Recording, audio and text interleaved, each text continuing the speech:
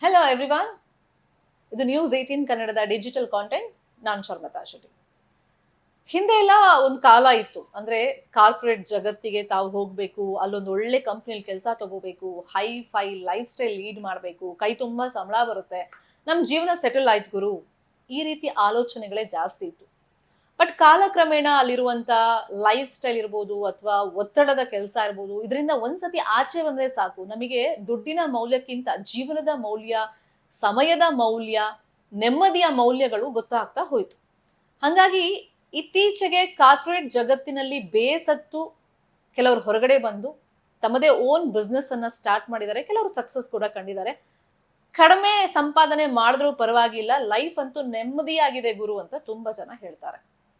ಇನ್ ಕೆಲವರು ಅನಿವಾರ್ಯ ಕಾರ್ಪೊರೇಟ್ ಕಂಪನಿಗಳಲ್ಲಿ ಲೈಫ್ ಸ್ಟೈಲ್ಗೆ ಅಥವಾ ವರ್ಕಿಂಗ್ ಸ್ಟೈಲ್ಗೆ ಬೇಸತ್ತಿದ್ರೂ ಪರವಾಗಿಲ್ಲ, ಫ್ಯಾಮಿಲಿ ಕಮಿಟ್ಮೆಂಟ್ಸ್ ಇದೆ, ಜೀವನ ನಡಿಬೇಕು ಅಥವಾ ಮಕ್ಕಳನ್ನ ಓದಿಸ್ಬೇಕು, ಫೀಸ್ ಕಟ್ಟಬೇಕು, ಹಂಗಾಗಿ ಅನಿವಾರ್ಯವಾಗಿ ನಾವು ಕೆಲಸ ಮಾಡ್ತೀವಿ ಅನ್ನೋರೇ ಜಾಸ್ತಿ ಇರೋದು. ಸೊ ಈ ವಿಷಯ ಇವಾಗ ಯಾಕೆ ಅಂತಂದ್ರೆ, ಇನ್ಸ್ಟಾಗ್ರಾಮ್ನಲ್ಲಿ ಒಬ್ಬ ಮಹಿಳೆ ಈ ಬಗ್ಗೆ ಹೇಳ್ಕೊಂಡಿದ್ದಾರೆ. ಅಂದ್ರೆ ತಮ್ಮ ಓನ್ ಎಕ್ಸ್ಪೀರಿಯನ್ಸ್ ಬಗ್ಗೆ ಅವ್ರು ಹೇಳ್ಕೊಂಡಿದ್ದಾರೆ. ದುಬೈನಲ್ಲಿ ಕಾರ್ಪೊರೇಟ್ ಕೆಲಸದಲ್ಲಿ ಇದ್ರು ರೋಸಿಯೋ ಪಾಲ್ಗನ್ ಅಂತ 31 ವರ್ಷದ ಮಹಿಳೆ. 30ನೇ ವಯಸ್ಸಿಗೆ ಅವರು ಕಾರ್ಪೊರೇಟ್ ಜಗತ್ತಿಗೆ ಗುಡ್ ಬೈ ಹೇಳಿದ್ರು, ನನ್ಗೆ ಈ ಕೆಲಸ ಸಹವಾಸ ಸಾಕಪ್ಪ ಅಂತೇಳಿ. ಇನ್ಸ್ಟಾಗ್ರಾಮ್ ನಲ್ಲಿ ರೋಚಿ ಅಂತ ಇದೆ ಅವ್ರ ಐಡಿ. ಸೊ ಒಂದು ವಿಡಿಯೋ ಮಾಡಿ ಹಾಕಿದ್ದಾರೆ. ಆ ವಿಡಿಯೋ ಈಗ ಸಿಕ್ಕಾಪಟ್ಟೆ ಟ್ರೆಂಡಿಂಗ್ ನಲ್ಲಿ ಇದೆ, ಮತ್ತೆ ಆ ವಿಡಿಯೋ ಬಗ್ಗೆ ಸಿಕ್ಕಾಪಟ್ಟೆ ಚರ್ಚೆಗಳು ನಡೀತಾ ಇದೆ. ಆಕೆ ಯಾಕೆ ಕಾರ್ಪೊರೇಟ್ ಜಗತ್ತಿನಿಂದ ಹೊರಗಡೆ ಬಂದ್ರು, ಎಷ್ಟು ದುಡ್ಡು ಕೊಟ್ರು ಪರವಾಗಿಲ್ಲ, ನಾನಂತೂ ಮತ್ತೆ ವಾಪಸ್ ಅಂತೂ ಹೋಗಲ್ಲ, ನೆಮ್ಮದಿಯಾಗಿದ್ದೀನಿ, at the same time 5 positive changes ನನ್ನ ಲೈಫ್ ನಲ್ಲಿ ನಾನು ಕಂಡಿದ್ದೀನಿ ಅಂತ ಒಂದಿಷ್ಟು ಎಕ್ಸಾಂಪಲ್ಗಳನ್ನ ಕೊಟ್ಟಿದ್ದಾರೆ. ಮತ್ತೆ ಆ ಸಂಪಾದನೆ ಎಷ್ಟಾದ್ರೂ ಬರ್ಲಿ, ಆದ್ರೆ ರೋಸ್ ಹೋಗಿರೋ ಬಗ್ಗೆ ಆಕೆ ಹೇಳ್ಕೊಂಡಿದ್ದಾರೆ. ಆ ವಿಡಿಯೋ ಬಗ್ಗೆನೇ ಈಗ ಚರ್ಚೆಗಳಾಗ್ತಿದೆ. ಹಾಗಾದ್ರೆ ರೋಚಿ ಅವ್ರು ಹೇಳಿರೋ ಪ್ರಕಾರ 5 ಪಾಸಿಟಿವ್ ಚೇಂಜಸ್ ಏನು, ಅದನ್ನ ಹೇಳಕ್ಕೂ ಮುಂಚೆ ಯಾಕೆ ಅವರು ಇದನ್ನ ಬಿಟ್ಟು ಕ್ವಿಟ್ ಮಾಡಿದ್ರು ಅಂತ ಹೇಳ್ಬಿಡ್ತೀನಿ. ಫಸ್ಟ್ ಅವ್ರು ಕಂಪೇರ್ ಮಾಡ್ಕೊಂಡಿದ್ದಾರೆ.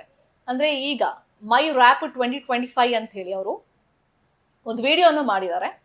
ಸೊ ಅದರಲ್ಲಿ ಕಂಪ್ಯಾರಿಸನ್ ಫಸ್ಟ್ ಹೆಂಗ್ ಮಾಡ್ಕೊಂಡಿದ್ದಾರೆ ಅಂದ್ರೆ, ಸೊ ಇದೇ ಟೈಮ್ ನಲ್ಲಿ ಕಳೆದ ವರ್ಷ ಅಂದ್ರೆ 2025 ನಲ್ಲಿ ನನ್ನ ಹತ್ರ ಸಾಕಷ್ಟು ದುಡ್ಡಿತ್ತು ಬ್ಯಾಂಕ್ ಅಕೌಂಟ್ ನಲ್ಲಿ, ಈಗ ಅಷ್ಟು ದುಡ್ಡು ಇಲ್ಲದೆ ಇರ್ಬೋದು, ಆದ್ರೆ ನೆಮ್ಮದಿ ಅಂತೂ ತುಂಬಾ ಇದೆ ಅಂತ ಹೇಳ್ಕೊಂಡಿದ್ದಾರೆ. ಚೆನ್ನಾಗಿ ನಿದ್ದೆ ಬರ್ತಾ ಇದೆ, ಚೆನ್ನಾಗಿ ಊಟ ತಿಂಡಿ ಮಾಡ್ತಾ ಇದ್ದೀನಿ, ನನ್ನ ಲೈಫ್, ನನ್ನ ಫ್ರೀಡಮ್, ನನ್ನ ಡಿಸಿಷನ್, ಆ ರೀತಿ ಇದೆ ನನ್ನ ಲೈಫ್, ತುಂಬಾ ಖುಷಿಯಾಗಿದ್ದೀನಿ ನಾನು, ಮೋರೋವರ್ ನೆಮ್ಮದಿಯಾಗಿದ್ದೀನಿ ಅಂತ ಹೇಳ್ಕೊಂಡಿದ್ದಾರೆ. ಮತ್ತೆ ಇನ್ನು ಡಬಲ್ ಸ್ಯಾಲ್ರಿ ಕೊಡ್ತೀನಿ ಅಂದ್ರೂ ಕೂಡ ನಾನಂತೂ ಬರಲ್ಲ. ಅಫ್ಕೋರ್ಸ್ ಅವಾಗ ಹಣ ಇತ್ತು ನನ್ನ ಹತ್ರ, ಇಲ್ಲ ಅಂತಲ್ಲ, ನೆಮ್ಮದಿ ಮಾತ್ರ ಇರಲಿಲ್ಲ, ಐಷಾರಾಮಿ ಜೀವನ ಇತ್ತು, ಇಲ್ಲ ಅಂತಲ್ಲ. ಈಗ ಸ್ವಲ್ಪ ಸಂಪಾದನೆ ನಾನು ಮಾಡ್ತಿರ್ಬೋದು ಕಂಪ್ಯಾರಿಟಿವ್ಲಿ, ಆದ್ರೆ ನನಗೆ ನೆಮ್ಮದಿ ಇದೆ ಅಂತ ಹೇಳ್ಕೊಂಡಿದ್ದಾರೆ. ಹಾಗಾದ್ರೆ 5 ಪಾಸಿಟಿವ್ ಚೇಂಜಸ್ ಆಕೆ ಲೈಫ್ ನಲ್ಲಿ ಕಂಡಿರೋದೇನು, ಆಕೆನೆ ಹೇಳ್ಕೊಂಡಿರೋ ಪ್ರಕಾರ ಇನ್ಸ್ಟಾಗ್ರಾಮ್ ವಿಡಿಯೋದಲ್ಲಿ. ಫಸ್ಟ್ ಒನ್, ಮುಂಜಾನೆಯ ಪ್ರಶಾಂತತೆಯ ಮಹತ್ವ ಏನು ಅನ್ನೋದನ್ನ ನಾನು ತಿಳ್ಕೊಂಡಿದ್ದೀನಿ ಅಂತ ಹೇಳ್ಕೊಂಡಿದ್ದಾರೆ. ಅಂದ್ರೆ ಕೆಲ್ಸಕ್ಕೆ ಹೋಗ್ಬೇಕು ಅಂದ್ರೆ ಬೆಳಿಗ್ಗೆ ಪ್ರೆಷರ್ ಅಲ್ಲೇ ಎದ್ದೇಳ್ತೀವಿ ನಾವು, ನಿದ್ದೆ ಸರಿ ಆಯ್ತೋ ಬಿಡ್ತೋ ಅದೆಲ್ಲ ಸೆಕೆಂಡ್ರಿ. ಆಫೀಸ್ಗೆ ಹೋಗು, ಪಂಚ್ ಮಾಡು, ಕರೆಕ್ಟ್ ಟೈಮಿಗೆ ಹೋಗ್ಬೇಕಾಗುತ್ತೆ, ಲೇಟ್ ಆಗೋದ್ರೆ ಮ್ಯಾನೇಜರ್ ಹತ್ರ ಬೈಸ್ಕೋಬೇಕಾಗುತ್ತೆ, ಒಂದು ಡೆಡ್ ಲೈನ್ ಇರುತ್ತೆ, ಆತಂಕ ಇರುತ್ತೆ, ಆಫೀಸ್ಗೆ ಹೋಗೋ ತನಕನೂ ಒಂದು ಪ್ರೆಷರ್ ಅಂತೂ ಇದ್ದೇ ಇರುತ್ತೆ. ನಾರ್ಮಲ್ ಆಗಂತೂ ನಾವಾಗಂತೂ ಇರಲ್ಲ. ಸೊ ಪ್ರಾಜೆಕ್ಟ್ ಏನಾಯ್ತು, ಹೀಗೆ 10 ಹಲವಾರು ಟೆನ್ಷನ್ಸ್ ಅಲ್ಲೇ ನಾವು ಹೋಗಿರ್ತೀವಿ. ಆದ್ರೆ ಯಾವತ್ತು ಮುಂಜಾನೆಯ ಮಹತ್ವ ಏನು ಅನ್ನೋದನ್ನೇ ಕೆಲಸ ಮಾಡ್ತಾ ಇದ್ದಾಗ ನಾನು ಗಮನಿಸಿರ್ಲಿಲ್ಲ. ಬಟ್ ಈಗ ಕಾರ್ಪೊರೇಟ್ ಜಗತ್ತಿಗೆ ಗುಡ್ ಬೈ ಹೇಳಿದ್ಮೇಲೆ ಅದರ ಪ್ರಿಯಾರಿಟಿ ಅಂಡ್ ಇಂಪಾರ್ಟೆನ್ಸ್ ಏನು ಅಂತ ನಂಗೆ ಗೊತ್ತಾಯ್ತು ಅಂತ ಹೇಳ್ಕೊಂಡಿದ್ದಾರೆ. ಅಂದ್ರೆ ಈ ಪ್ರಶಾಂತತೆ ಏನಿದೆ, ಇದು ಹಣಕ್ಕಿಂತಲೂ ತುಂಬಾ ವ್ಯಾಲ್ಯೂ ಕೊಡುತ್ತೆ ಅಂತ ಅವ್ರು ಹೇಳ್ಕೊಂಡಿದ್ದಾರೆ. ಅಂಡ್ ಸೆಕೆಂಡ್ ಒನ್, ಪಾತ್ರಧಾರಿಯಾಗಿ ನಟಿಸೋದು. ಅಂದ್ರೆ ಆಫೀಸಲ್ಲಿ ನಾವಿದ್ದಾಗ ಕೇವಲ ಸಂಬಳಕ್ಕೋಸ್ಕರ ತುಂಬಾ ನಾಟಕ ಮಾಡ್ತೀವಿ. ಲೈಕ್ ಮ್ಯಾನೇಜರ್ ಹತ್ರ ಇಷ್ಟ ಇಲ್ದಿದ್ರು ನಗಾಡ್ಕೊಂಡು ಮಾತಾಡೋದು, ಅಥವಾ ಇಷ್ಟ ಇಲ್ಲದೆ ಇರೋರ ಹತ್ರ ಮಾತಾಡೋದಿರ್ಬೋದು. ಸಂಬಳಕ್ಕೋಸ್ಕರ ಈ ರೀತಿ ಆಕ್ಟಿಂಗ್ ಮಾಡ್ತಾ ಇದ್ದೆ, ಅದು ನನಗೆ ಅಲ್ಲಿ ಗೊತ್ತಾಗ್ತಿರ್ಲಿಲ್ಲ. ಬಟ್ ಈಗ ಬಿಟ್ಟ ಮೇಲೆ ಹೌದಲ್ವಾ, ಇದನ್ನೆಲ್ಲ ನಾನು ಮಾಡಿದ್ನಲ್ವಾ, ಆಕ್ಟಿಂಗ್ ಮಾಡಿದ್ದೆ ಅಂತ ಅನ್ನಿಸ್ತಿದೆ ಅಂತ ಅವ್ರು ಹೇಳ್ಕೊಂಡಿದ್ದಾರೆ. ಇದು ಚೇಂಜ್ ಆಗಿದೆ ಅಂತ. ಥರ್ಡ್ ಒನ್, ವೈಫಲ್ಯದ ನಿಜವಾದ ಅರ್ಥ ಏನು ಅಂತ ಇವಾಗ ಗೊತ್ತಾಗ್ತಿದೆ. ಯಾಕಂದ್ರೆ ಆಫೀಸ್ ಅಂದ್ರೆ, ಕಾರ್ಪೊರೇಟ್ ಜಗತ್ತು ಅಂದ್ರೆ ಒಂದು ಟೀಮ್ ವರ್ಕ್ ಇರುತ್ತೆ. ಫಾರ್ ಎಕ್ಸಾಂಪಲ್ ಒಂದು ಪ್ರಾಜೆಕ್ಟ್ ಅಂತ ಕೊಟ್ರೆ ಯಾರೋ ಒಬ್ರು ತಪ್ಪು ಮಾಡಿದ್ರು ಕೂಡ ಇಡೀ ಟೀಮ್ ಅದನ್ನ ಫೇಸ್ ಮಾಡ್ಬೇಕಾಗುತ್ತೆ, ಫೇಲ್ಯೂರ್ ಅನ್ನ ನೋಡ್ಬೇಕಾಗುತ್ತೆ. ಸೊ ಇವಾಗ ಹಂಗಲ್ಲ, ನನ್ನ ಜೀವನ, ನನ್ನ ಡಿಸಿಷನ್, ಫೇಲ್ಯೂರ್ ಆದ್ರೂ ನಂದೇ ಅಥವಾ ಸಕ್ಸಸ್ ಆದ್ರೂ ನಂದೇ. ಟೀಮ್ ವರ್ಕ್ ಅಲ್ಲಿ ಏನಾದ್ರೂ ಫೇಲ್ಯೂರ್ ಆದ್ರೆ ಅದೊಂಥರ ಮಾನಸಿಕವಾಗಿ ತುಂಬಾ ಡಿಸ್ಟರ್ಬ್ ಮಾಡ್ತಿತ್ತು ಅಂತ ಅವ್ರು ಹೇಳ್ಕೊಂಡಿದ್ದಾರೆ. ಅದೊಂದು ಮೇಜರ್ ಚೇಂಜಸ್ ಬಗ್ಗೆ ಅವ್ರು ಹೇಳ್ಕೊಂಡಿದ್ದಾರೆ. ಅಂಡ್ ಫೋರ್ತ್ ಒನ್, ಟಾಕ್ಸಿಕ್ ವಾತಾವರಣ ಇಲ್ಲ. ಅಂದ್ರೆ ಟಾಕ್ಸಿಕ್ ಮ್ಯಾನೇಜರ್ ಕೈ ಕೆಳಗೆ ಕೆಲಸ ಮಾಡುವಾಗ ಇದ್ದಂತ ಯಾವ ಸಿಚುವೇಶನ್ ಇವಾಗ ನನ್ನ ಹತ್ರ ಇಲ್ಲ. ಅಂಡ್ ಯಾರೊಂದಿಗೆ ವ್ಯವಹಾರ ಮಾಡಬೇಕು ಅಂತ ಹೇಳಿ ನನ್ಗೆ ಒಂದು ಇಂಡಿಪೆಂಡೆನ್ಸ್ ಬಂದಿದೆ. ಅಂಡ್ ಅದ್ರ ಬಗ್ಗೆ ನಂಗೆ ತುಂಬಾ ನಾಲೆಡ್ಜ್ ಬಂದಿದೆ. ಈಗ ಇಷ್ಟ ಇಲ್ಲದೆ ಇರುವಂತ ಜನರ ಜೊತೆ ಕಾಫಿಗೆ ಹೋಗೋದು, ಟೀಗೆ ಹೋಗೋದು, ಊಟ ಮಾಡೋದು, ಇದು ಯಾವ್ದು ನಂಗೀಗ ಬೇಕಾಗೂ ಇಲ್ಲ. ಅಂಡ್ ನನ್ ಮುಂದೆ ಅಂತಹ ಆಪ್ಷನ್ಸ್ಗಳು ಇವಾಗ ಇಲ್ಲ.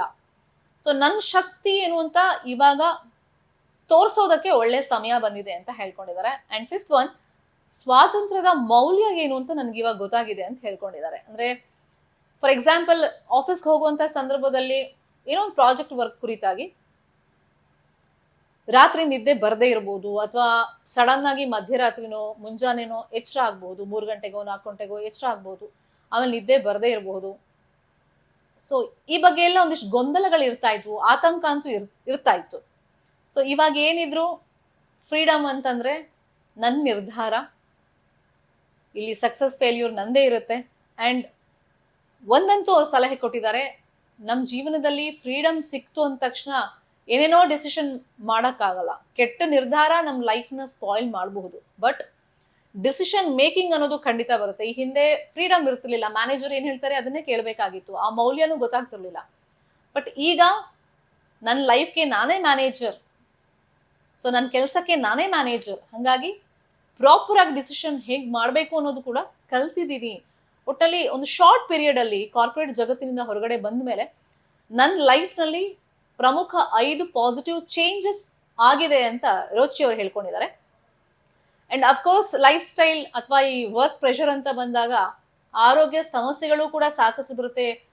ತುಂಬಾ ಜನ ಹಾರ್ಟ್ ಅಟ್ಯಾಕ್ ಕೂಡ ಒಳಗಾಗಿದ್ದಾರೆ ಅಂತ ನಾವೇನ್ ಚರ್ಚೆಗಳನ್ನ ಮಾಡ್ತಾ ಹೋಗ್ತೀವಿ. ಅಥವಾ ತುಂಬಾ ಆರೋಗ್ಯ ಸಮಸ್ಯೆಗಳು ನಮ್ಮ ಲೈಫ್ ಸ್ಟೈಲು ಅಂಡ್ ಅದರಲ್ಲಿ ವರ್ಕ್ ಕೂಡ ಒಂದು ಇನ್ಕ್ಲೂಡ್ ಆಗಿರೋದ್ರಿಂದ ಸೊ ಅದರಲ್ಲೂ ಸಾಕಷ್ಟು ಸುಧಾರಣೆ ಕಂಡಿದೆ ಅನ್ನೋ ಮಾತನ್ನ ರೋಚಿ ಅವರು ಹೇಳಿದ್ದಾರೆ. ಸೊ ಈ ಬಗ್ಗೆ ನಿಮ್ಮ ಒಪಿನಿಯನ್ ಏನು ಅಂತ ಹೇಳಿ ಕಮೆಂಟ್ ಮುಖೇನ ತಿಳಿಸಿ. ನ್ಯೂಸ್ 18 ಕನ್ನಡ ನಾವೆಲ್ಲ ಡಿಜಿಟಲ್ ಮೀಡಿಯಾ ಪ್ಲಾಟ್ಫಾರ್ಮ್ ನಲ್ಲೂ ಲಭ್ಯವಿದ್ದೀವಿ. ಫಾಲೋ ಮಾಡಿ, ಸಬ್ಸ್ಕ್ರೈಬ್ ಮಾಡಿ. Thank you so much. ನಿರ್ಭೀತ, ನಿಷ್ಪಕ್ಷಪಾತ, ವಿಶ್ವಾಸಾರ್ಹ ಸುದ್ದಿಗಳಿಗೆ ಮತ್ತೊಂದು ಹೆಸರಾಗಿರುವಂತ ನ್ಯೂಸ್ 18 ಕನ್ನಡ ಈಗ ಆಪ್ನಲ್ಲೂ ಲಭ್ಯವಿದೆ. ದಯವಿಟ್ಟು ಇಲ್ಲಿರುವಂತ QR ಕೋಡ್ ಸ್ಕ್ಯಾನ್ ಮಾಡಿಕೊಂಡು ಆಪ್ ಡೌನ್ಲೋಡ್ ಮಾಡೋದಕ್ಕೆ ಮರಿಬೇಡಿ. ನಿಮ್ಮ ಬೆಂಬಲ ಹೀಗೆ ಸದಾ ನಮ್ಮೊಂದಿಗಿರಲಿ. ಧನ್ಯವಾದ.